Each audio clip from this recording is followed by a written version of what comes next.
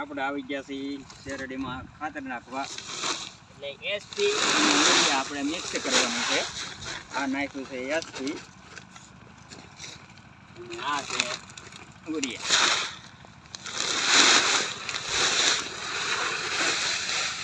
અને એક બેગ એસપીની એની પછી આપણે મિક્સ કરી દેવું. મોટા મોટા આંડા છે વાંગી.